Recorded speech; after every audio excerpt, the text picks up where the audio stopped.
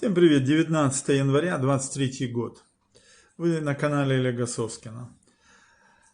Итак, подумаем о том, что каждому сегодня, кто живет в Украине и в других странах, предстоит сделать, чтобы не оказаться среди тех, которые уже ушли. И так не быть у разбитого корыта, как на уровне людей, так и разных громад, ну и государства в целом.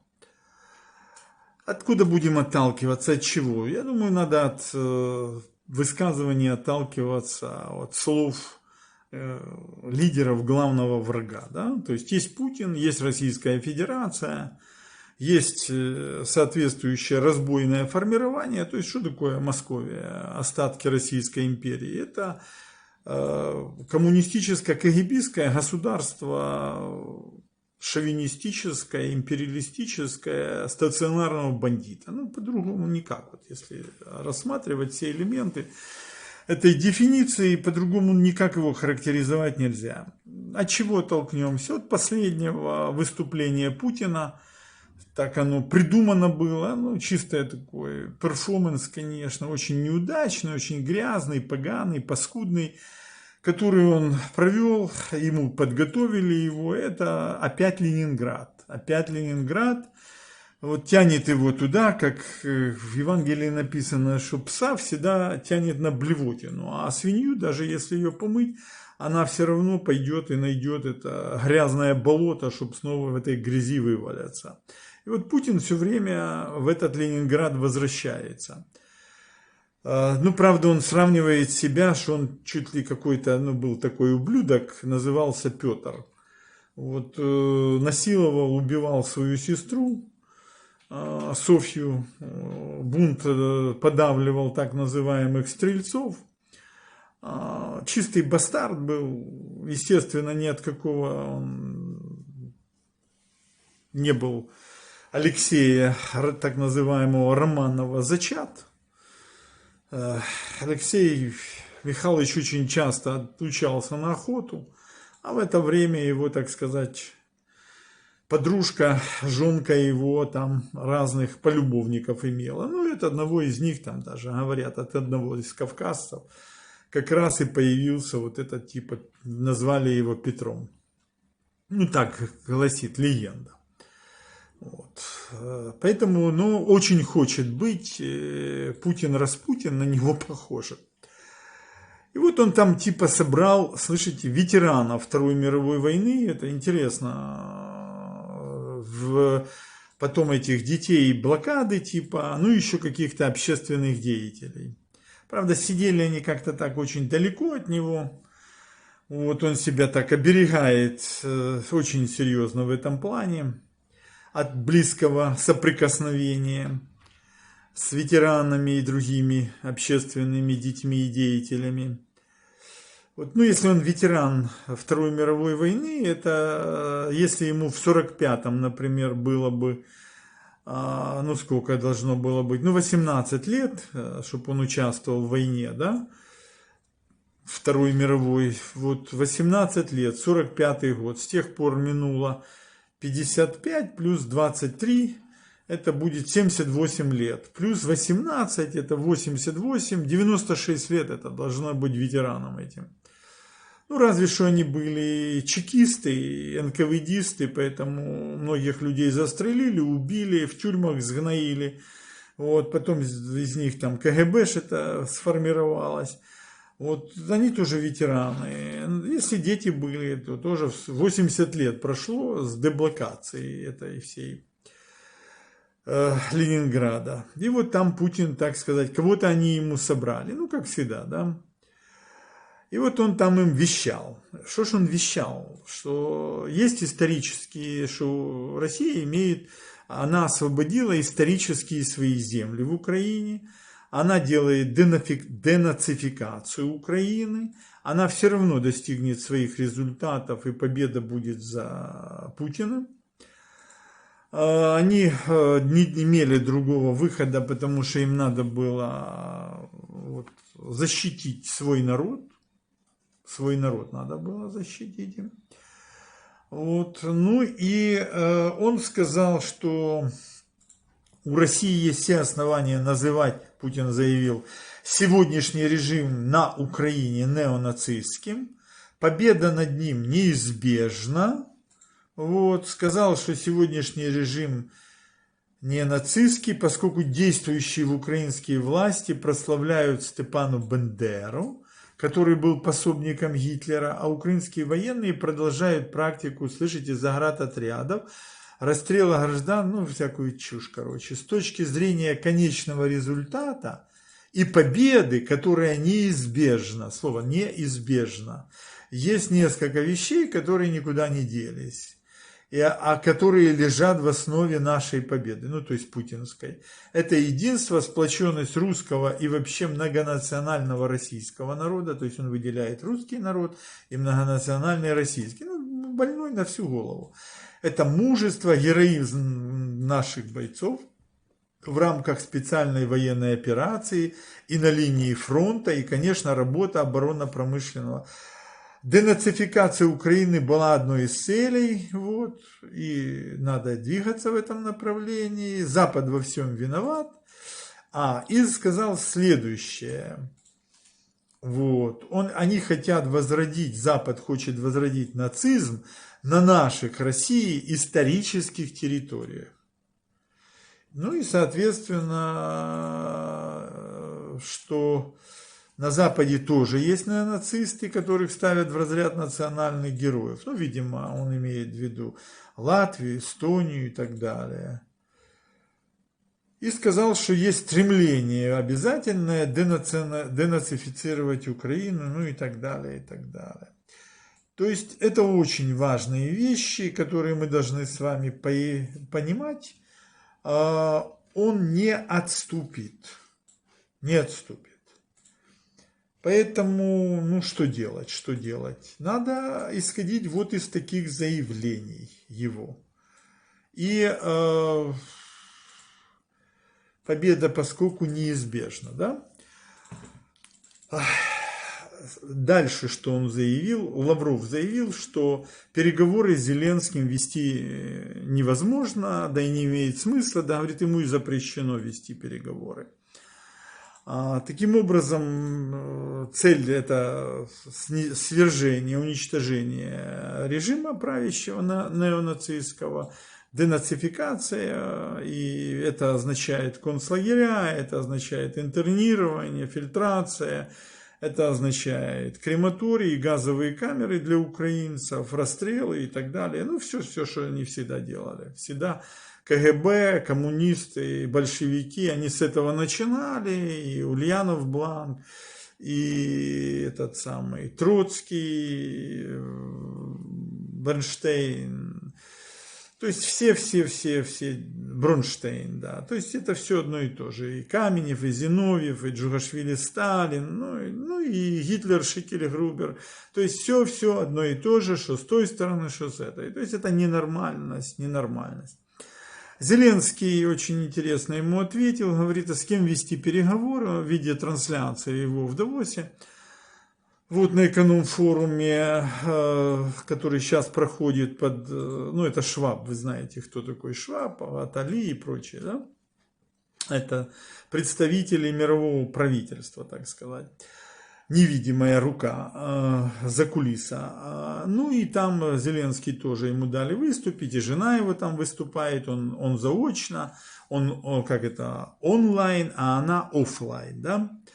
Вот, и Зеленский сказал, говорит, так вот, где гарантия вообще, что это Путин и с кем говорить, потому что уже никто не знает, Путин это или не Путин, или это его какие-то двойники, подставные лица, или вообще какие-то там зомбированные. Как определить, что это Путин, да?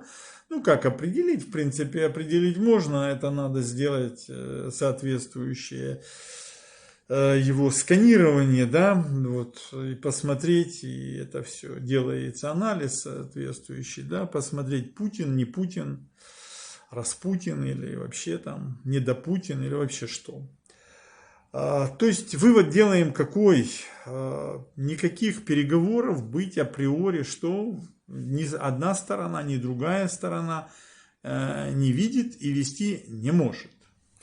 Ну, соответственно, значит, война будет до последнего конца, до победного. А победный конец это какой? Поскольку кто платит? Платят простые рядовые граждане, да? То есть их, значит, будут дальше на этом фронте уничтожать десятками тысяч, да? Соответственно, украинские войска, соответственно, московитские войска.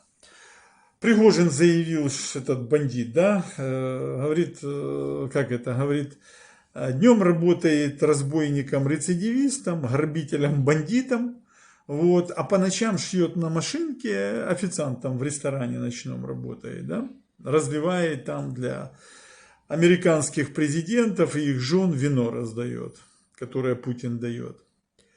Вот такая у него, так сказать, специализация, шьет на машинке по ночам. Пригожин. Ну и, в принципе, вот Буш, так сказать, с женой своей от рук Пригожина пригубили этого вина, когда Путин так ехидно, как змея, улыбался. В Ленинграде что же он Буша принимал. Вот. Еще надо, наверное, какое заявление дать. Это польских руководителей. Дуды в Давосе и Моровецкий выступил тоже где-то. Моровецкий говорит, что Запад уже устает от этой поддержки Украины, и это очень плохо, а Дуда сказал, что говорит, ну, надо понимать, что если Украина сейчас решающий этап наступает, если не выстоит, значит следующий тогда будет Запад, если Украина будет сломлена. То есть у поляков руководство такие очень пессимистические уже сценарии развиваются в их головах и прочее, прочее, прочее. Но если учитывать, что Дуду так классно два этих развели Вован и Лексус, помните, да, он считал, что он разговаривает с Макроном, а оказалось, что он не с Макроном, да, разговаривает, да. И вот он там как бы показал свою позицию, что ну ни при каких обстоятельствах с Путиным воевать не хочет. Ну так же, как Шольц, который Леопарде сказал, говорит, только через его труп, говорит. Говорит, пока Леопард, Шольц, говорит, на своей груди он не почувствует, никому не поверит, что их надо давать Украине. Говорит, у него, говорит, этот Грюндих брал все, говорит, на пустыре. А вот когда Шольц этот Грюндик принес себе и на холодильник поставил, он у него берет только московские новости с Путиным, и то с трудом, и больше ничего не берет. Такая вот незадача для Шольца. Поставили они, вы знаете, нового министра обороны Писториса даже, так, Писторис. Вместо этой женщины, которая ушла в отставку по собственному желанию, то есть у нее было желание вот, куда-то уйти, и она его сформировала как собственное и ушла, как Арестович тоже. Ушел с офиса за властным бажанием. У него появилось властное бажание, и он ушел. Говорит, ухожу я от вас за властным бажанием. Вот был, а потом поза штатом, а потом ушел за властным бажанием. Ну, это она тоже. Но она была в штате, а теперь ушла за властным бажанием. У нее властное бажание появилось. То было у нее не властное бажание, а теперь властное бажание появилось. Это как говорят, что вот на этом форуме тоже очень много тех, у которых властное бажание, еще нет отбоя, прямо там очередь стоит, чтобы за вот это властное бажание удовлетворить, так не хватает этих девочек для эскорта, для удовлетворения, там, ну и платят неплохо, там за час 700 евро. Надо заплатить за удовлетворение властного бажания участникам этого форума, этого Атали и этого самого Шваба. Вот. А так за ночь так вообще там 3600 евро и даже больше.